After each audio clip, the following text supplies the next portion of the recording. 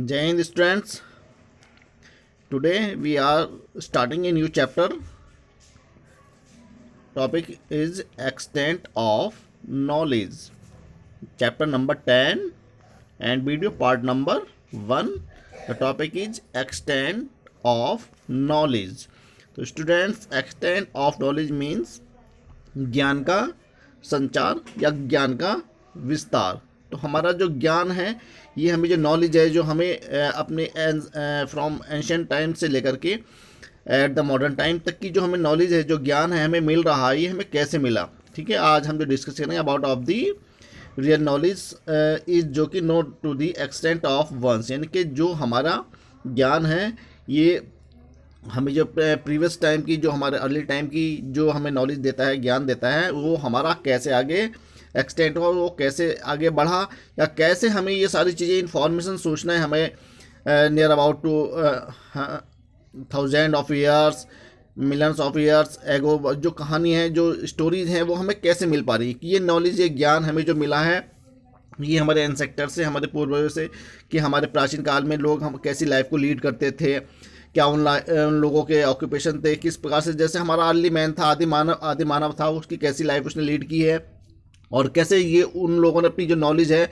कैसे अपनी आगे कोई जनरेशन को, कमिंग आने वाली जनरेशन के लोग कैसे पास की। क्योंकि जो भी उन्होंने, उनके साथ जो भी इंसिडेंट, घटनाएं हुई हैं हमारे अर्ली मैन के साथ, उन्होंने उस नॉलेज को, ज्ञान को एकत्र किया, कैसे उसको आगे एक्सटेंड किया। तो इसके बारे में हम डिस्कस करेंगे about of the knowledge extend, कि हमारे जो नॉलेज है ये कैसे हमें आगे एक्सटेंड हुआ, कैसे हमारे पूर्वजों के द्वारा जो हमें जो नॉलेज कलेक्ट करके, इकट्ठा करके, जो कलेक्ट करके हमें जो दी गई है, उसके बारे में हम जानेंगे। तो extent of knowledge, your topic is extent of knowledge.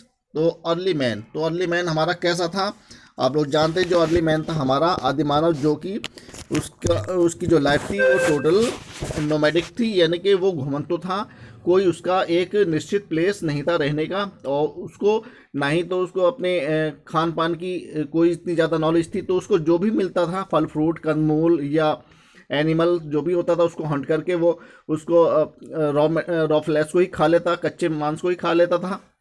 तो इस प्रकार से उसको नॉलेज नहीं थी, ना तो खान पान की थी, ना ही रहन सहन की थी। तो इस प्रकार से क्या था, वो भोजन की तलाश में, अपना पेट भरने की तलाश में एक स्थान से दूसरे स्थान तक घूमता रहता। तो हमारा अर्ली मैन जो था टोटल जो है बहुत सारी चीज़ों से अननोन था, बहुत सारी चीज़ों से अनजान था। तो उसने धीरे धीरे क्या क्या हुआ, धीरे धीरे करके उसने बहुत सारी चीज़ों को जाना। उसने वाटर, जो प्यास लगती थी तो वो नदी के किनारे वाटर को देखता था, लिक्विड को, उसको पीकर अपनी प्यास बुझाता था। तो इस प्रकार से अर्ली मैन की जो बहुत स्टार्टिंग में जो लाइफ है बहुत डिफिकल्ट भरी है, बहुत कठिनाई भरी है। तो अब हम जो इसके बारे में डिस्कस करेंगे अबाउट ऑफ कि हमारा जो नॉलेज है, ये ज्ञान हमें जो आगे बढ़ा, ये कैसे बढ़ा। तो early humans were aware of many things, यानी कि जैसे जैसे हमारा टाइम पास होता चला गया, तो मनुष्य को और आगे की जो है ज्ञान है, वो नॉलेज वो बढ़ती चलेगी, एक्सटेंड होती चलेगी, विस्तृत होता चलेगा उसकी नॉलेज में। क्योंकि उसने जैसे जैसे उसे जिस चीज़ की महसूस होता था, जैसे उसको सर्दी लगने लगी तो उसने पत्ते लपेटने शुरू करे अपनी बॉडी पर। फिर उसने जो एनिमल्स के हंट करता था, उसकी स्किन के उसने अपने कपड़े बनाने शुरू कर दिए। तो इस प्रकार से फिर धीरे धीरे उसने जो कच्चा फ्लैश जो खाता था, उसने उसको आग में उसको रस्ट करके, यानी कि भून करके उसको खाना शुरू कर दिया। तो आग की खोज होगी, आग की खोज से उसने और उसकी जो है आगे और उसको ज़्यादा ज्ञान मिल गया। तो इस प्रकार से जो नॉलेज थी हमारी वो एक्सटेंड होती चलेगी, आगे बढ़ती चलेगी।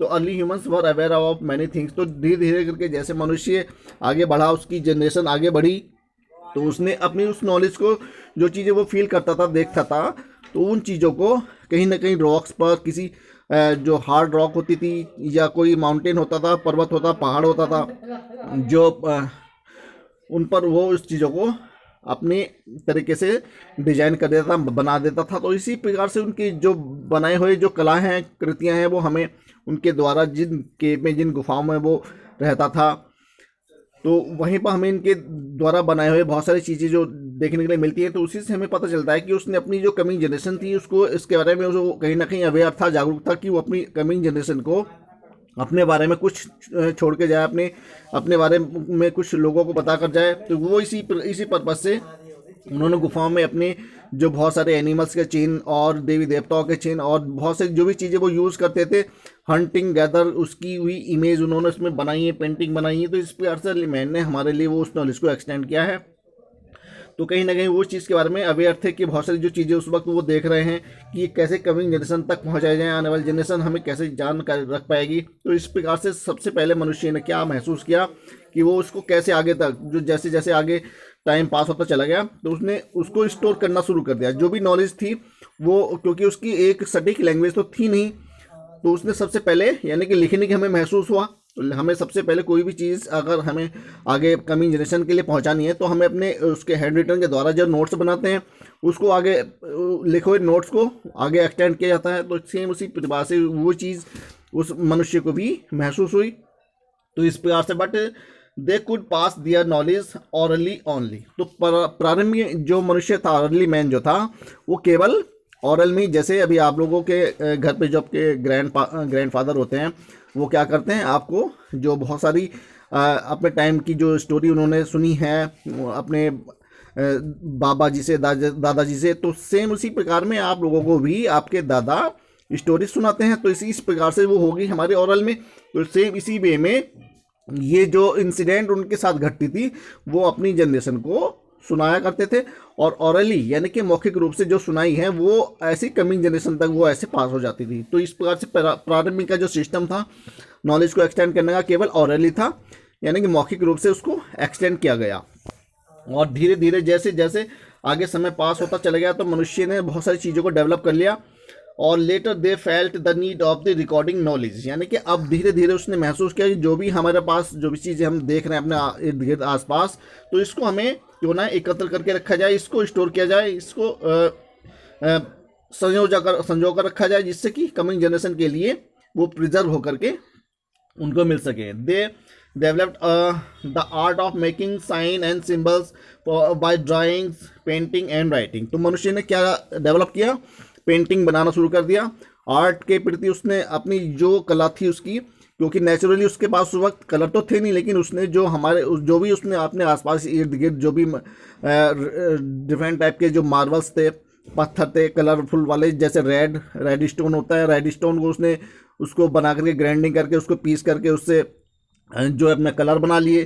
तो इस प्रकार से क्या किया उसने, रॉक पर जो डिफरेंट टाइप की पेंटिंग और सिंबल्स वो बनाने शुरू कर दिए। तो वो चीज़ें जो रॉक्स पर, जो चट्टानों पर उन्होंने लिखी, और वो जिन गुफाओं में रहते थे जहाँ वो रात्रि व्यतीत करते थे या विंटर टाइम में वो केव के अंदर रहते थे, वहीं पर उन्होंने अपने जो भी चीज़ें उनके माइंड में आती थी, सेट होती थी, वही इनकी जो ड्राइंग वो उन केव में बना देते थे। तो इस प्रकार की हमारे भारत में जो है भीमबेटका केव है, जो अर्ली मैन के बारे में बताती कि उसने अपनी नॉलेज को कैसे एक्सटेंड किया। उन्होंने जो भी चीज़ें फील करते थे, महसूस करते थे, ऐसा भी माना जाता है कि उन्होंने ईश्वर के साक्षात दर्शन किए हैं, और लॉर्ड शिवा की भी वहाँ पर उसमें जो पेंटिंग बनाई गई है, और गॉडेस देवी की भी उसमें पेंटिंग बनाई गई हैं, और डिफरेंट टाइप के एनिमल्स की वहाँ पर पेंटिंग बनाई गई हैं। तो इस प्रकार से उसने अर्ली मैन ने अपनी नॉलेज को बाय दी अपने ड्राइंग और आर्ट के द्वारा, पेंटिंग के द्वारा वो नॉलेज को, क्योंकि लिखने का उनके पास कोई नॉलेज तो थी नहीं, जैसे हमारे पास अल्फ़ाबेट राइटिंग के लिए होती हैं, और हमारे जो वर्ण हैं, अक्षर हैं, उनके माध्यम से हम लोग राइटिंग लिखते हैं, लेकिन उस वक्त उन लोगों के पास इस प्रकार की कोई सुविधा नहीं थी। तो केवल सिंबल्स और जो भी चीज़ें वो देखते थे वो उसी तरीके से उन्होंने ड्राइंग के माध्यम से, पेंटिंग के माध्यम से वो रॉक्स पर बनाकर लिख दी। वही हमारी नॉलेज आगे एक्सटेंड होती चली गई। तो this is the process of extend of the knowledge. तो ये हमारा अर्ली मैन का प्रोसीजर रहा, जिससे अपनी नॉलेज को उसने आने वाली जनरेशन को पास किया। यानी कि वो लाखों वर्ष पहली पुरानी चीज़ें जो रॉक्स पर उन्होंने बनाई हैं, वो आज हमें उस समय के बारे में बताते हैं कि हाँ, अर्ली मैन कैसे रहता था, कैसे उसने लाइफ को लीड किया है, एनिमल हंटिंग गैदरिंग करती हुई वो दिखाई देते हैं सभी चीज़ें। तो इस प्रकार से क्या हुआ, आगे हमारा डेवलपमेंट होता चला गया। अब धीरे धीरे क्या हुआ, मनुष्य ने जो समय जैसे आगे आगे पास होता चला गया, तो डेवलपमेंट ऑफ राइटिंग यानी कि लिखने का विकास हुआ, लिखाई का विकास हुआ कि कैसे लिखना। तो लिखने के लिए सबसे पहले हमें ज़रूरत थी पेपर की, लेकिन अभी क्योंकि एक सटीक लैंग्वेज तो थी नहीं, अपने सिंबल, अपनी जो एक चिन्ह के माध्यम से उन्होंने लिखना शुरू किया। तो डिफरेंट टाइप के symbols you can see in the next week में अभी मैं आप लोगों को दिखाऊंगा। अभी आप लोग इसमें देख सकते हैं जो कि इंडोग्राम्स हैं, हमारी इंडोग्राम्स के द्वारा लिखी हुई ये लैंग्वेज है। तो ये कोई लैंग्वेज हमारी सटीक लैंग्वेज नहीं, लेकिन उन्होंने एक एज ए सिंबल के रूप में उन्होंने इस तरह की भाषा को लिखा है। इसको हम जैसे आप लोगों के लिए, हम लोगों के लिए समझ पाना इसके लिए कठिन है।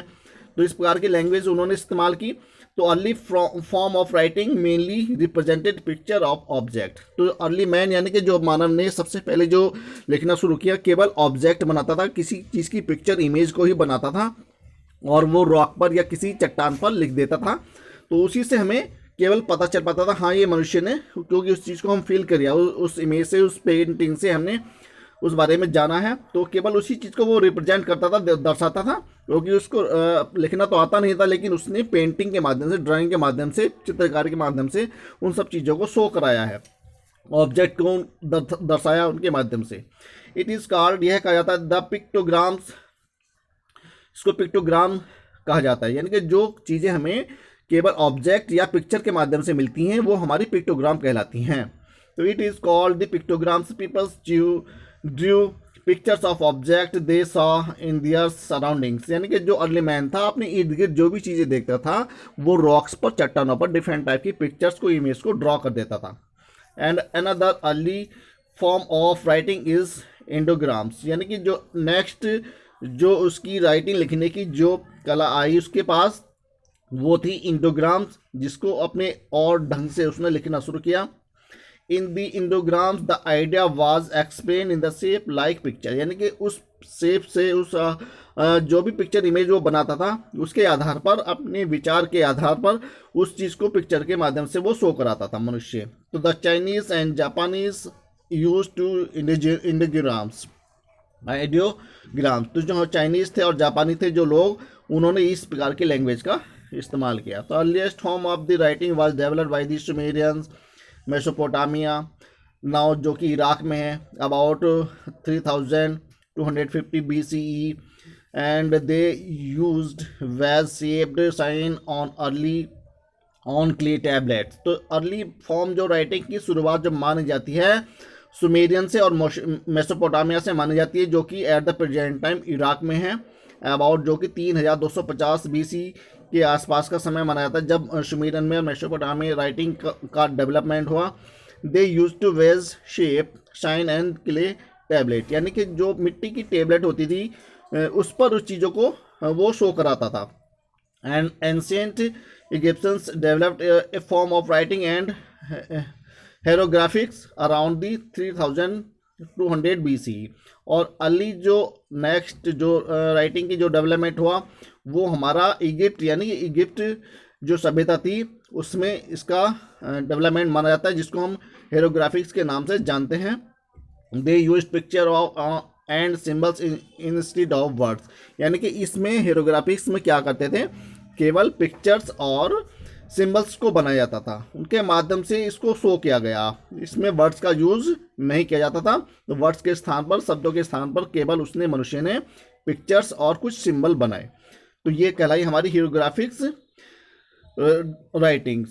Over the years different form of written letter and symbols developed. अब धीरे धीरे आगे जैसे जैसे समय एक्सटेंड होता चला गया, डिफरेंट टाइप के सिंबल्स, भाषाएं और शब्द जो है, लेटर जो थे वो डेवलप होने शुरू हो गए। And now most language are written using the alphabet. अब धीरे धीरे करके जब मनुष्य आगे बढ़ता चला गया तो उसने जो हमारा पहले स्टार्टिंग में क्या है, कुछ मनुष्य जो लीफ होते हैं, पत्ते होते हैं, उन पर भी हमारा कुछ लेख लिखे हुए मिले हैं। ऐसा कहा जाता है हमारे जो वेद पुराण हैं वो उन पत्तों पर ही लिखे गए हैं। और धीरे धीरे करके आगे उसको हमने एक्सटेंड किया है, उनको एज ए रिटर्न रिकॉर्ड में बनाया है। तो हिस्ट्री का जो रिकॉर्ड मिलता है हमें अर्ली टाइम का नहीं मिलता है, केवल हमें उनके द्वारा बनाए हैं ऑब्जेक्ट और पेंटिंग, पिक्चर ही मिलती हैं। तो इसके बाद हमें जो एज ए रिटर्न रिकॉर्ड मिलता है तो तभी से हमारी हिस्ट्री एक रिटर्न रिकॉर्ड में मानी जाती है। तो इसके बाद मनुष्य ने अल्फ़ाबेट का डेवलपमेंट किया, जिसको हम अल्फ़ाबेट यानी कि A to Z जो हमारी अल्फ़ाबेट हैं। Most language are written using an alphabet. यानी कि अब हमारा धीरे धीरे समय जो था वो डिफरेंट टाइप की लैंग्वेज में बदलने लगा, यानी कि अल्फ़ाबेट में बदल गया।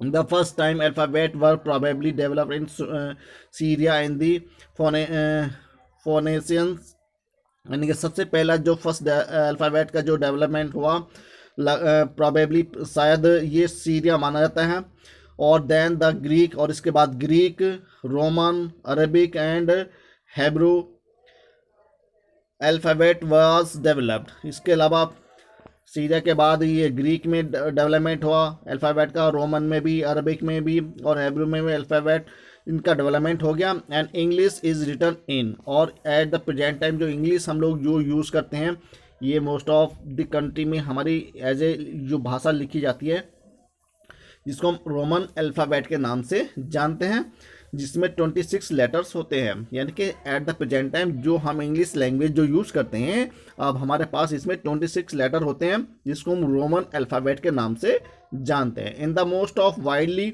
Used alphabet in the world, यानी कि सबसे ज़्यादा उपयोग में लाई जाने वाली ये अल्फ़ाबेट वाली भाषा है जो पूरे वर्ल्ड में लिखी जाती है।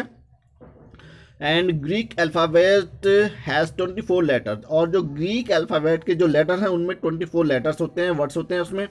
And the Cyrillic alphabet use to writing Russian language, इसके अलावा सिरिलिक एक भाषा और लैंग्वेज जो यूज़ की गई, लेटर जो हैं अल्फ़ाबेट के सिरिलिक वो रशियन लैंग्वेज में यूज़ किए गए। तो इस प्रकार से क्या हुआ, हमारे डिफरेंट टाइप की भाषाएँ, लैंग्वेज और उनके जो लेटर्स हैं डिफरेंट नंबर्स के होते हैं। जैसे अभी आप लोगों में डिस्कस कर चुका हूँ कि हमारे जो रोमन अल्फ़ाबेट में 26 लेटर होते हैं और ग्रीक अल्फ़ाबेट में 24 लेटर होते हैं, और सिरिलिक लैंग्वेज इसमें हमारे 33 लेटर्स होते हैं। जो सिरिलिक लैंग्वेज है जो हमारी रशिया में यूज़ की गई उसमें 33 लेटर्स होते हैं। तो डिफरेंट टाइप की डिफरेंट भाषाओं में हमारे ये वर्ड्स लिखे गए हैं। ये डिफरेंट टाइप की जो सिरिलिक लैंग्वेज है स्टार्टिंग में 33 लेटर दिए गए हैं, फिर हमारी रोमन अल्फ़ाबेट आ गई जिसमें 26 लेटर दिए गए हैं, एंड फिर देवनागरी आ गई अल्फ़ाबेट हैज़ 46 लेटर, यानी कि जो हमारी हिंदी भाषा है इससे हमारे आ उ से लेकर के आगे तक जो हमारे इसमें अल्फ़ाबेट है इसके 46 लेटर इसमें होते हैं। तो this is our Hindi language जो हमारी मातृभाषा भी है, देवनागरी जिसको हम कहते हैं, इसमें हमारे 46 लेटर होते हैं। एंड फिर इसके बाद हमारी जो अरबिक अल्फ़ाबेट आ गई जिसमें 28 लेटर होते हैं, जिसको हम उर्दू भाषा के नाम से भी जानते हैं, उर्दू के समान ही होती है, उर्दू के जैसी ही होती है, तो इसको हम अरबिक भाषा के नाम से जानते हैं। इसमें 28 लेटर्स होते हैं। एंड नेक्स्ट हमारी होती है उर्दू अल्फ़ाबेट जिसमें 39 लेटर्स होते हैं। तो डिफरेंट टाइप की भाषाएँ जो इन द डिफरेंट लैंग्वेज में बोली जाती है इन द डिफरेंट कंट्रीज़। तो these are our source of extent of knowledge, ये हमारे सब क्या है, सोर्स हैं हमारे एक्सटेंट ऑफ नॉलेज, जिससे हमें आगे का जो ज्ञान है वो नॉलेज जो हमारी वो पास हुई जनरेशन के लिए।